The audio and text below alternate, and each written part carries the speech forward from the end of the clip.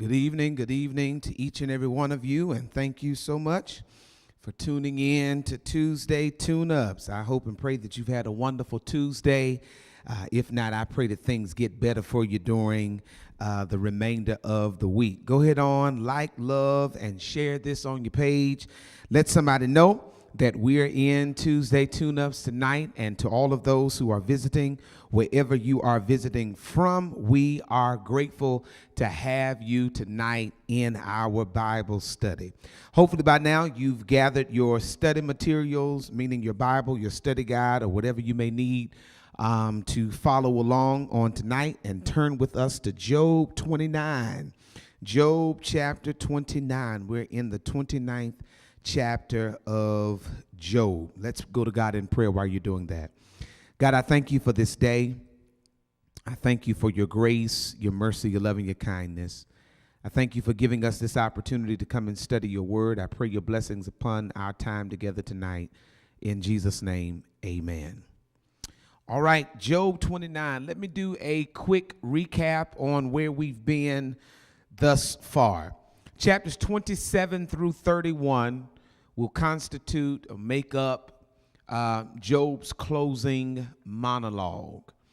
And in those verses, you'll discover that neither Job nor his friends have accomplished what they've set out to do. Job's friends have not proved their case, and Job hasn't solved his problem either. Yet, when you continue to read these chapters, you'll discover that there is something going on. It appears that Job is somewhat on the right road, and he's strengthening his faith, and all of these things are taking place. But there are also some difficult pieces here. There are some difficult pieces here because we are not sure if these are Job's words in some cases or someone else's. We discovered that there are three main themes that are lifted up in this monologue. Chapter 27 gave us the main theme that Job contrasts his integrity with the wisdom of the wicked. He contrasts his integrity with the wisdom of the wicked. Chapter 28 that we looked at on last week, he praises the priceless quality of wisdom. He lifts up and he admires the priceless quality of wisdom. He talked about how wisdom cannot be found anywhere, nor can it be brought. It's got to be given. Wisdom cannot be found and it cannot be bought. It's got to be given. And we're not sure in parts of chapter 28, as I stated on last week, if those words came from Job or if they were words from someone else. Some scholars think that they were the words of an individual that we'll see in the chapters later called Elihu. We're not really for sure. However, we know that in the backdrop of chapter 28, wisdom is on display. And wisdom is a priceless jewel if you have it.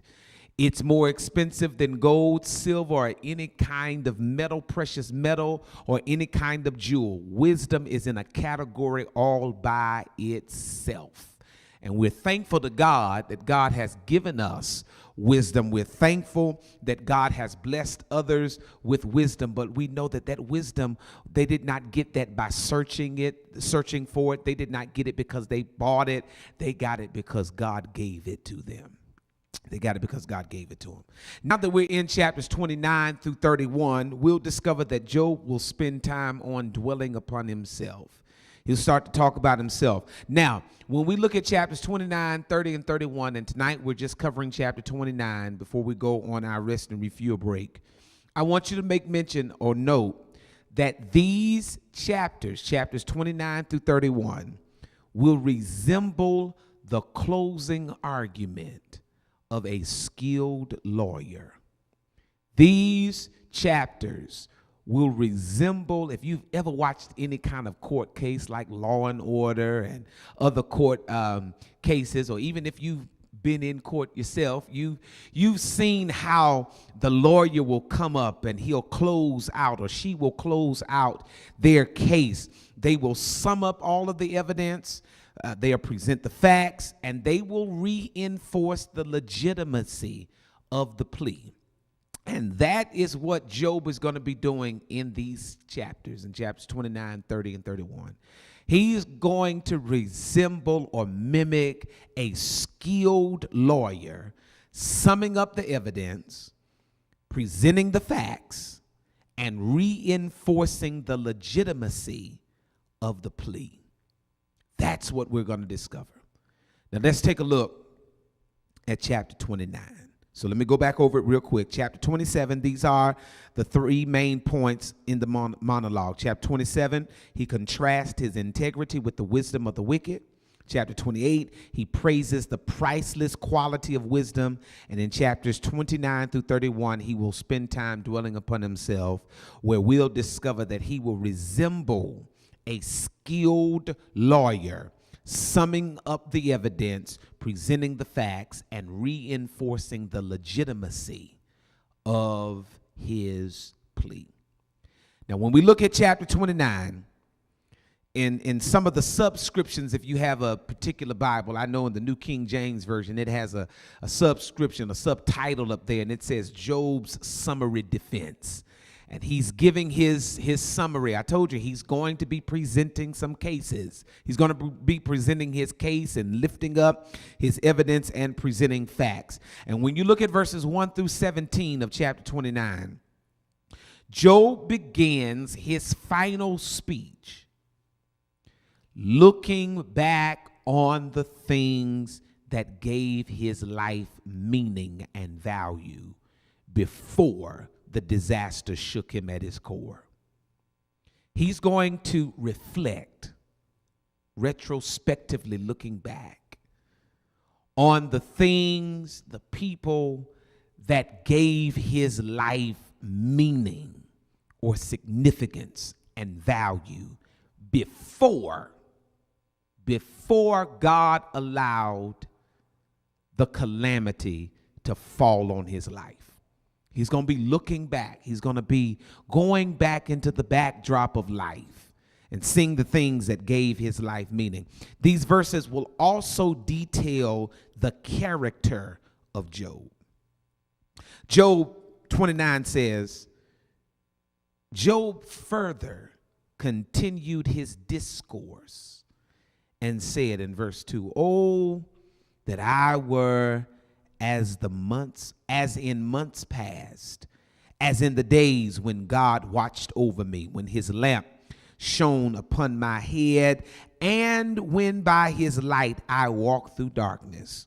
Verse 4 from the New Revised Standard Version, "When I was in my prime, when the friendship of God was upon my tent, when the Almighty was still with me, and when my children were around me, when my steps were washed with milk, and the rock poured out from me streams of oil, when I went out to the gate of the city, when I took my seat in the square." Look at how he's painting this picture. He's going back into his, as the New Revised Standard Version says, into his prime days, when life was blissful for him. Look at verses 2 through 6, because in verses 2 through 6, Job paints an image of God's protective presence. He paints the image of God's protective presence, by which he describes it as being like one who has a personal relationship with God. He paints an image of God's protective presence, by which he describes it as being like that of a personal relationship. Look at what he says. Look at what he says. "Oh, that I were in the months of old." I'm going back. "As in the days when God watched over me." That's God's protective presence. "When his lamp shone over my head, and by his light I walked through darkness." When I was in my prime, here's how he describes this personal relationship. "When the friendship of God was upon my tent." At this stage in Job's life, if you remember anything about the chapters previous from this chapter, Job is seen as an enemy of God. He feels like he and God are adversaries. But now he's reminiscing, he's going back, and he says, I remember when God and I had a friendship. It was an unbreakable bond. When the friendship of God was upon my tent. He no longer feels that way. But he said, I remember when things were good. He also presents in verses 2 through 6, he also presents the image of his household and their well-being, expressed in the terms of prosperity and abundance. He deals with this whole notion of progeny. He deals with that, and what he's talking about, he says, I remember when my household was looked upon as being something blessed. Watch this. When the Almighty was still with me, verse 5, when my children were around me, when my steps were washed with milk and the rock poured out from me streams of oil. He's literally picturing, or he's allowing us to see domestic blissfulness. Like everything around him is just perfect. Like he has no want for anything. Like life is just, it is just perfect. When he talks about in verse 6 about his steps being bathed or milked, like milk, what he's dealing with, that is painting the picture of superabundance. That's superabundance. It's a superabundance of wealth. Job said, that's how my life was before all of this crap happened. I had it made. I didn't have to worry about anything. God's presence was with me. God protected me. I walked in God's light even in darkness. He was a friend of mine. My children were around me. But in reality now, none of that seems to take place in Job's life. Children are gone. He no longer walks in abundance. He walks in need. Life as he once knew it is no longer. Look at verse 7 through 10, because there he goes on to describe his relationship and interaction with society, with his peers, and with others. When I went out, verse 7 says, to the gate of the city, when I took my seat in the square, the young men saw me and withdrew, and the aged rose up and stood. The nobles refrained from talking and laid their hands on their mouth. The voices of princes were hushed, and their tongues stuck to the roof of their mouths. He highlights how, firstly, he has respect among leaders of the people. He highlights how he has respect among the leaders of the people. When he walks through the door, watch what he says. Young men withdrew. Aged people rose up and stood. The voice of princes are hushed. The nobles, people who are in high places, they refrain from talking. He says, when I walked in the gate of the city, that term gate is the place where legal and community matters were settled. The gate, when I asked this question, what is the gate? The gate was not necessarily the entrance of the city, but it was the place where legal and community matters were settled. The gate was a place where legal and community matters were settled. This is here so that this verse can give the picture of Job as a leader among leaders who is respected by all groups and all ages. When I walked through the gate of the city, young men withdrew. The old people stood up. They rose up when I walked in. Now, you may think that Job right now is bragging. It appears like that. He's tooting his own horn. That's what it seems like. But what we got to remember, this is not where Job is right now. He's going back down memory lane.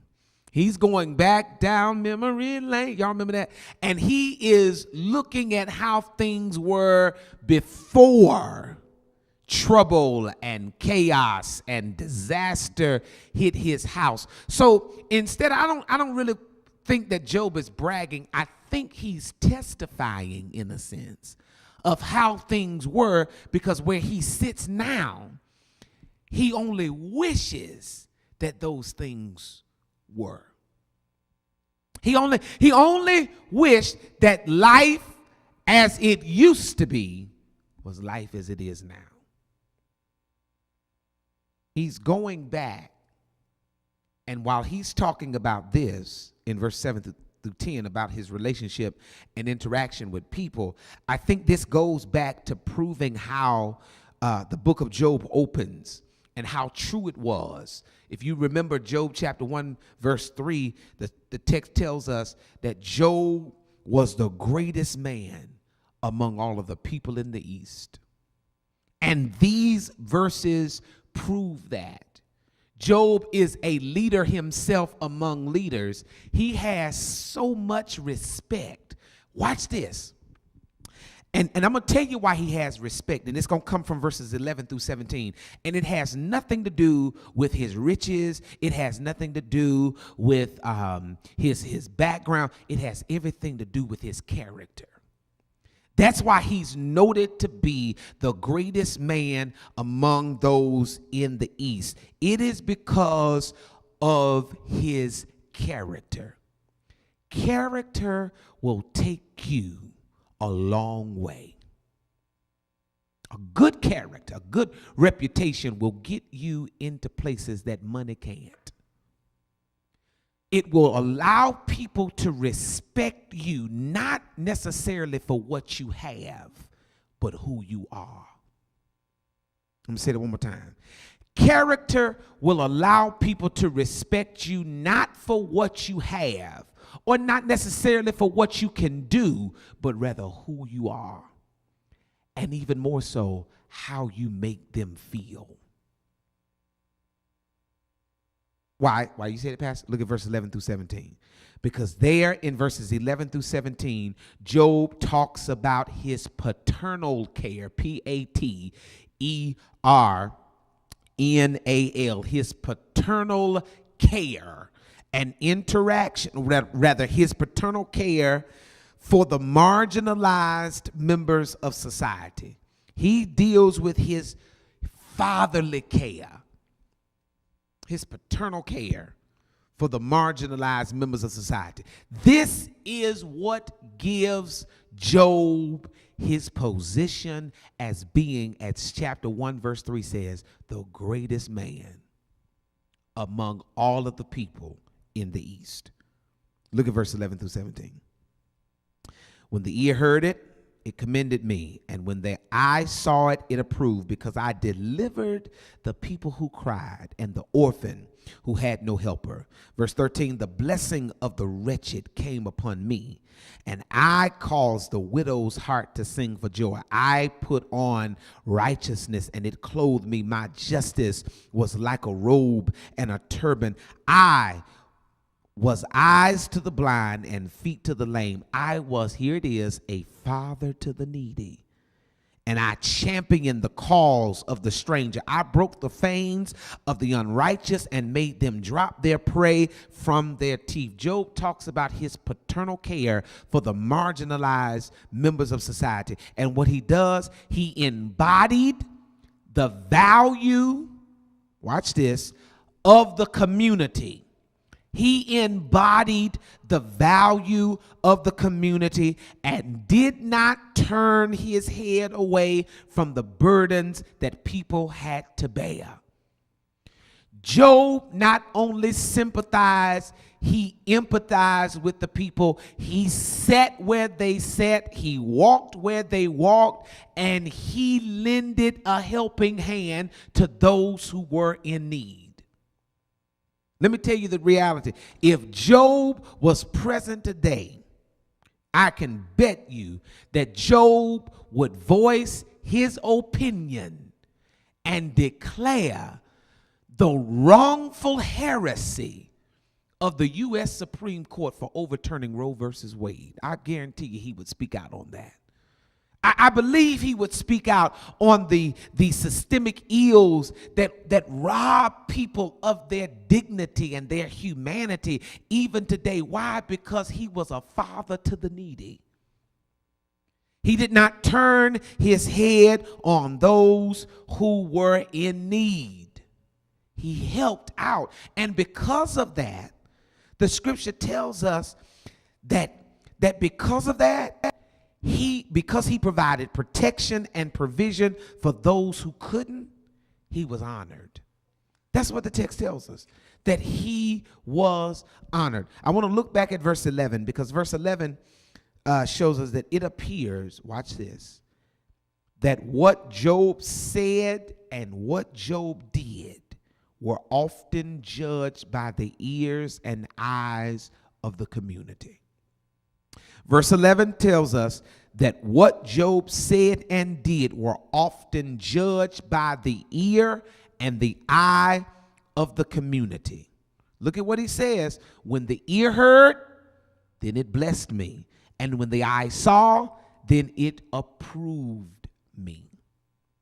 Once again, Job proves a fundamental truth. You don't ever know who's watching you. You never know. You never know who's watching. And they were judging Job based on what they heard and what they saw. And their calculations was this. It follows in the rest of the verse. He delivered the poor who cried. He was the helper to an orphan. And the blessing of the wretched came upon me and caused the widow's heart to sing for joy. These things prove the character of Job. That's why I go back to say that in verses 1 through 17, he begins his final speech looking back on the things that gave his life meaning and value, but they also detail his character. Character is who you are when nobody is looking. It's who you are when nobody is looking. We good? All right, let's look at verses 18 through 20. In verses 18 through 20, Job expresses one thing that he is confident of or confident in. He's confident, church, here it is, that he would reach a comfortable age and then die. He is confident that he would reach a comfortable and ripe old age and then die. Look at what he says. Then I said, I shall die in my nest and multiply my days as the sand. My root is spread out to the waters, and the dew lies all night on my branch. My glory is fresh within me, and my bow is renewed in my hand. Now those verses may not make any sense to you. So let me read them in the contemporary version. The New Revised Standard Version says these words: Then I thought, I shall die in my nest, and I shall multiply my days like the phoenix. My roots spread out to the waters with the dew all night on my branches. My glory was fresh with me, and my bow ever new in my hand. Verse 18 deals with this phoenix. And you may not know what a phoenix is, but a phoenix Phoenix, not Phoenix, Arizona, but a phoenix is a mythical bird. It's in mythology. It's a mythical bird that that lived for 500 years. It's a mythical bird that would live for 500 years or more.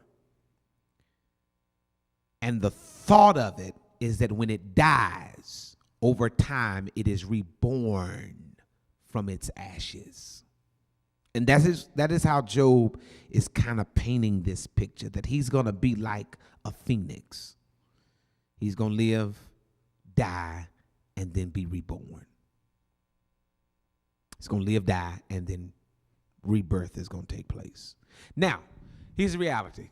Job said, I thought that that's how my life was going to be. But the reality is, Job says it's not really like that right now. In fact, his confidence is only despair and uncertainty. He said, I thought, keywords, thought. I thought. But what Job doesn't realize is that this will happen to him eventually. He's going to have a rebirth. It's going to take some time. But when we get to the end of Job, things will start to look like the phoenix being reborn from its ashes. Things will be multiplied to Job. He'll have children again. His land, everything that happened beforehand will be doubled in the end. But that doesn't really look like how things are turning out right now for Job. It doesn't look like it. It doesn't look like things are turning out. That's why Job said, I thought. I thought that this is how things were going to be. I thought. But in reality, I think Job says I've kind of lost all hope in that. Things are not turning out the way I had envisioned that they would. And don't get Job wrong. That is how some of us may feel at times. You thought life was going to turn out this way, but it's not unfolding in the way that you had envisioned that it would. But don't ever lose your hope. That's a word for somebody tonight. Don't you ever lose your hope. Let's look at the remaining verses, and I promise you I'm out of here. Verses 21 through 25 will show us how that these verses turn from the sustaining strength Job received to the way he sustained his community. He turns back to the respect in which he once held. Look at verses 21 through 23, because there Job's leadership is described. And it's described as if he takes on the role as a counselor. He is an honored speaker and leader. Let's read it. They listened to me and waited and kept silence for my counsel. After I spoke, they did not speak again, and my words dropped upon them like dew. They waited for me as for the rain. They opened their mouths as for the spring rain. Verse 24, I smiled on them when they had no confidence, and the light of my countenance they did not extinguish. Now, verse 24, this verse can be translated in more than one way, but the meaning is clear. And it means that the facial expressions that Job displayed were enough to sustain those who depended on him. The facial expressions, Job didn't even have to open up his mouth, but his facial expressions sustained those who depended on him. I smiled on them when they had no confidence, and the light of my countenance they did not extinguish. Verse 25, it ends this way.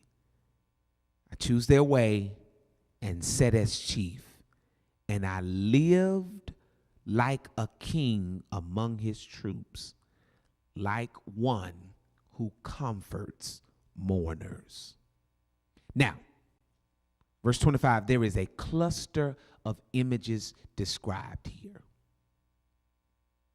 I choose their way, I set as their chief, and I live like a king among his troops. Those are three things. That's the first three things that we have to deal with. I chose their way, I set as chief, I live like a king. Y'all see those three things? The three images he presents in verse 25. I chose their way, set as a chief, and I live like a king. The first three all have to do with leadership. All have to do with leadership in terms of royal authority and the ability to make decisions for the entire community. I picked the way that they were to go. I told them this is the way. I set as chief, meaning I oversaw them. And I lived like a king amongst his troops. That describes leadership in terms of royal authority and the ability to make decisions for an entire community. They looked upon Job as being their leader. Watch this. Because of his wisdom. Because of his wisdom and ability to lead and make decisions for the community, he picked the way that they were to go. He sat as chief and he lived like a king amongst his troops. That's the first cluster of images that we see painted here. The last one here, he says, and I sat like a king amongst his troops, and like one who comforts mourners. Can I be honest with you? That little image right there is so shady. Tell somebody tonight, that's shade at its best. That is shade at its best. How do you say that? Right here, he places this here because this was the task. Remember, nobody's around Job other than them three friends. And he places that right here because this was the task the friends undertook and failed to perform. They came to be comfort to the mourner. But in fact, Job, remember, he calls them miserable comforters. The reason being is because they thought that their comfort was to give him advice on how things should turn out. But they missed, watch this, write this down. Comfort is not a matter of offering responses, but comfort is providing a sense of supportive community during overwhelming times. Comfort is not you offering your opinion. Comfort is providing a sense of support during overwhelming times. And watch this. And sometimes support is silence. You ain't always got to speak. You ain't always got to offer your advice. Sometimes it's your presence and you being quiet that gives a person comfort. And Job says, and that's what I was. I was the one who sat like the one who comforts mourners. I may not have said a mumbling word, but my presence made the difference.